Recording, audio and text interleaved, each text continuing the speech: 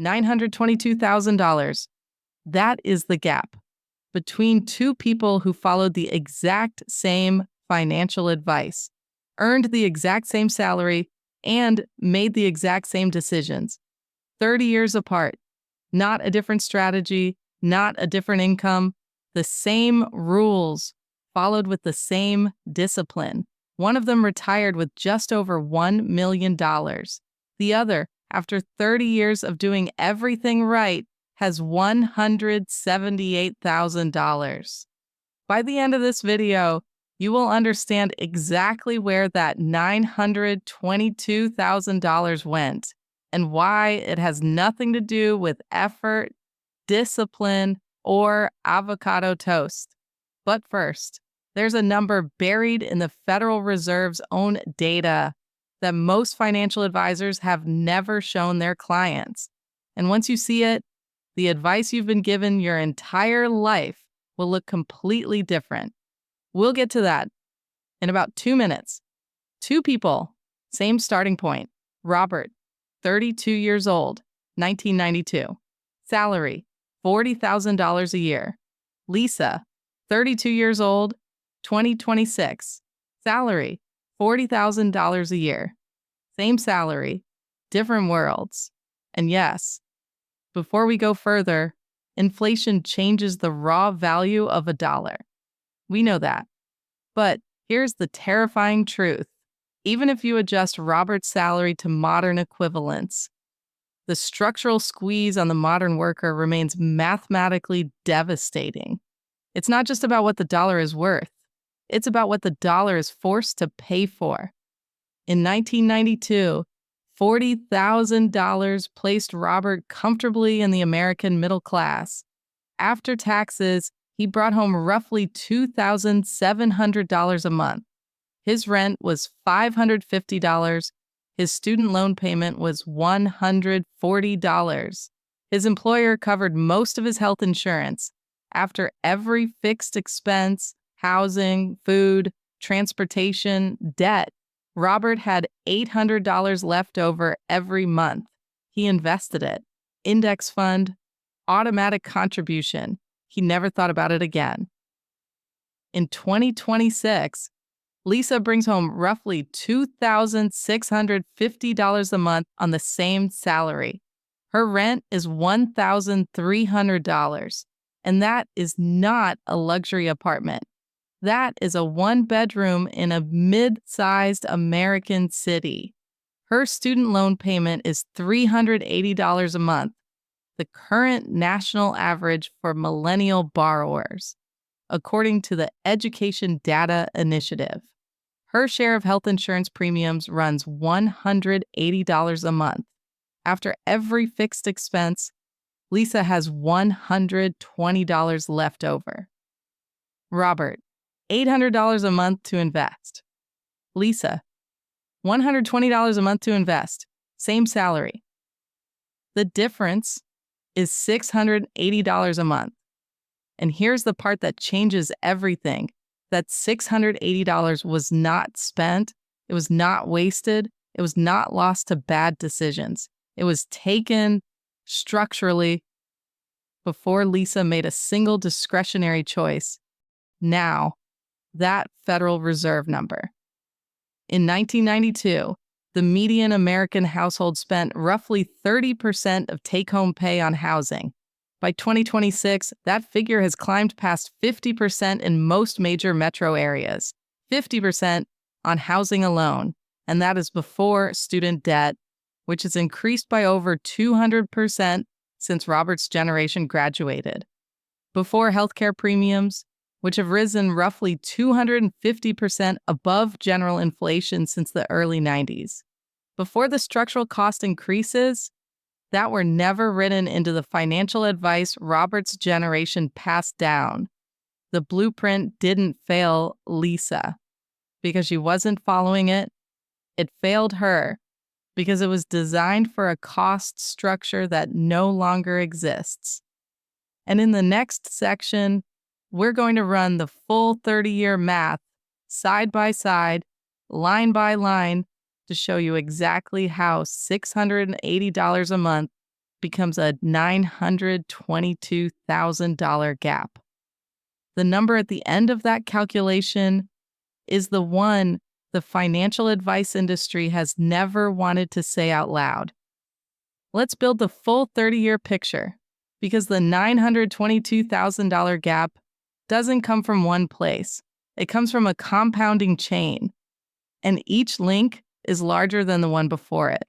Robert invests $800 a month for 30 years at an 8% average annual return. His final portfolio, $1,089,000. Lisa invests $120 a month for 30 years at the same rate. Her final portfolio, $163,000. The difference is $680 a month, compounded over 30 years. That $680 gap becomes $926,000. But here's the part most people miss, and it's the part that makes this story genuinely difficult to sit with. That $680 was not spent on anything. It wasn't lost to poor decisions. It wasn't burned on subscriptions or dining out or any of the lifestyle choices that personal finance content loves to blame. It was consumed before Lisa touched a single dollar by 3 structural cost increases that the financial blueprint never accounted for. Let's name them. The first is housing. In 1992, Robert's rent was $550 a month. His mortgage, when he bought, was $560. The transition from renting to owning cost him essentially nothing in monthly cash flow and gave him an appreciating asset in return. Lisa's rent is $1,300 a month. The mortgage on a comparable home in 2026 at current rates would run approximately $2,100. The transition from renting to owning would cost her an additional $800 a month, money she does not have. So Lisa stays renting, and every month she rents, she pays $750 more than Robert did for a smaller apartment in a less central location, with no equity accumulating on the other side of the transaction. Housing alone accounts for $750 of the monthly gap between Robert's world and Lisa's. That is more than the entire investable surplus Lisa has left at the end of each month. The second is student debt. Robert's average loan balance upon graduation was approximately $12,000. At the repayment term standard for his era, his monthly payment was $140. Lisa's average loan balance is $37,000. Her monthly payment is $380. The difference, $240 a month, every month for 10 years.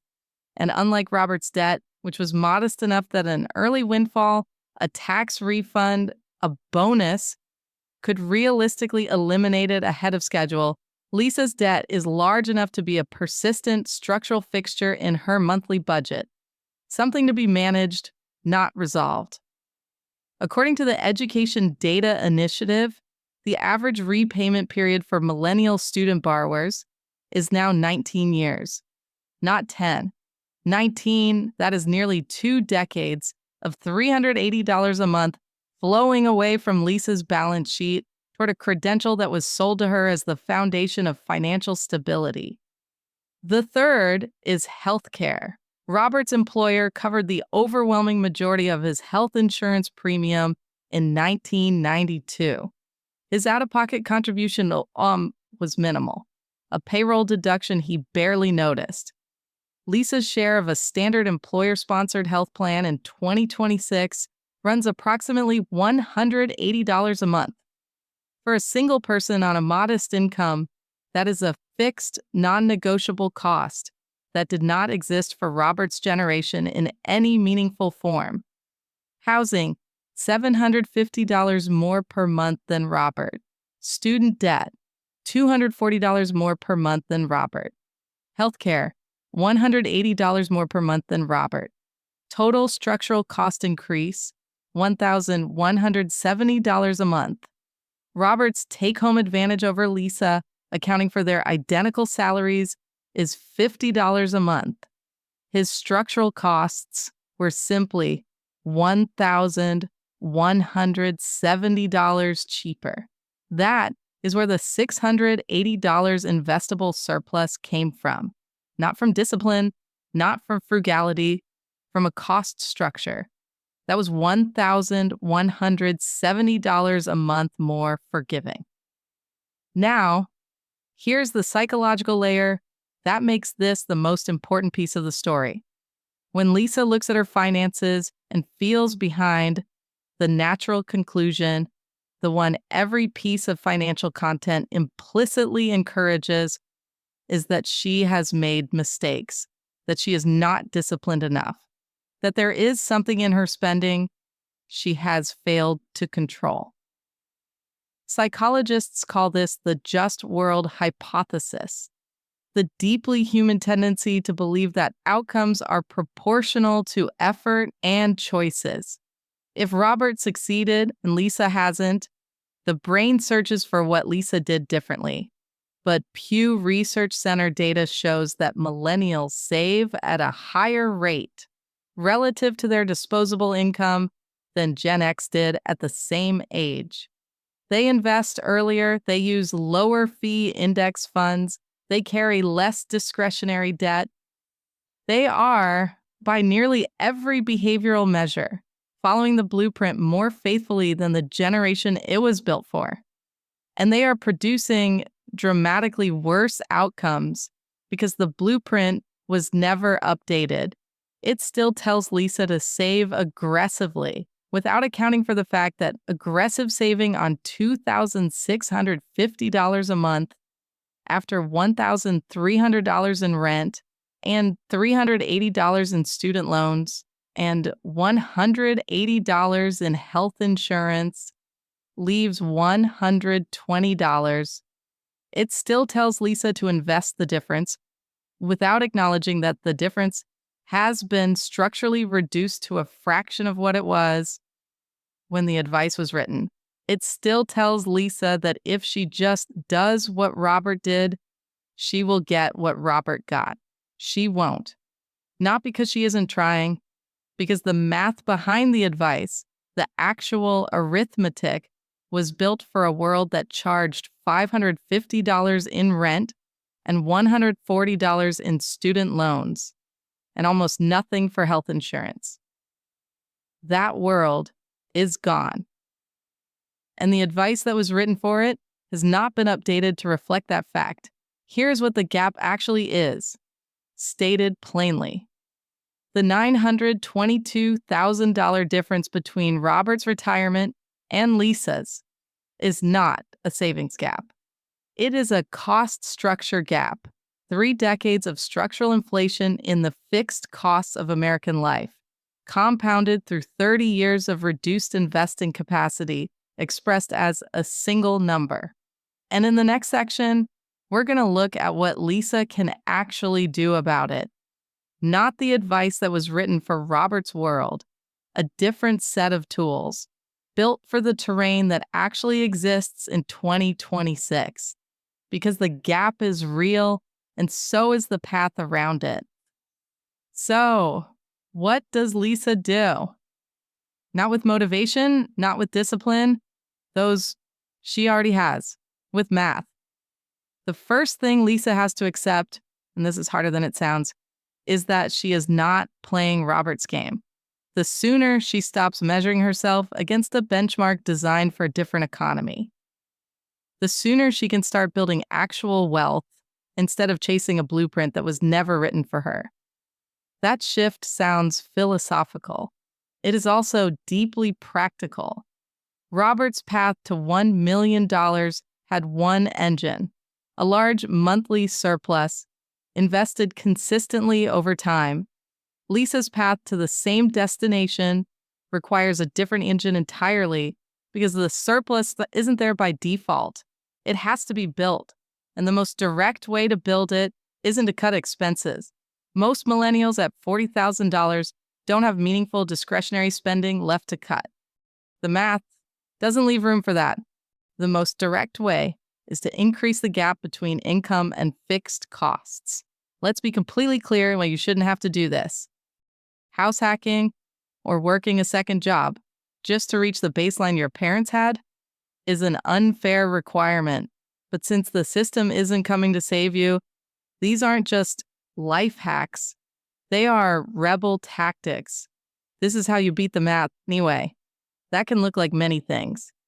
A second income stream, not a trendy side hustle sold to you by an influencer, but a deliberate, targeted effort to add $500 to $800 a month in income. Freelance work, skill monetization, a part-time consulting arrangement in whatever field Lisa already works in. That $800 a month invested consistently at 8% for 30 years returns $1,089,000, which is exactly what Robert built. Not through the same path, through a different one, that leads to the same place. There's also salary arbitrage, something Robert's generation never needed to think about because remote work didn't exist. Lisa, in theory, can earn a salary anchored to a high-cost city while living somewhere significantly cheaper. The same $40,000 in Austin in 2026 leaves almost nothing. The same $40,000 in Knoxville or Boise or a dozen mid-sized cities leaves something. Not much, but something is the whole game. And there's house hacking, a strategy that would have been almost unnecessary in 1992, but makes genuine sense now. Buy a small multi-unit, rent one side, use that income to offset the mortgage. It isn't elegant. Robert never had to do it, but it moves the math. None of these are easy. None of them are the clean, simple blueprint that worked 30 years ago, but neither is pretending. That blueprint still applies. Here is the quiet truth underneath all of this. The financial advice that built Robert's generation wasn't wrong. It was context specific. And the context has changed so dramatically in housing, in healthcare, in education, in wages, that following the same instructions now produces a different result. That's not a failure of character. That's a failure of the map to account for new terrain. Lisa is not behind because she did something wrong. Lisa is navigating a landscape that the map was never drawn for. And the first step toward building real wealth in this economy is understanding exactly that, and then drawing a new map. If this reframed something for you, if you've been following the rules and wondering why the math isn't working, drop new map in the comments. I want to know how many of you are in Lisa's position. And if you want to see what that new map actually looks like, step by step, the next video in this series goes deeper into exactly that. Subscribe so you don't miss it, because the blueprint that built Robert's world is retired. But that doesn't mean yours has to be.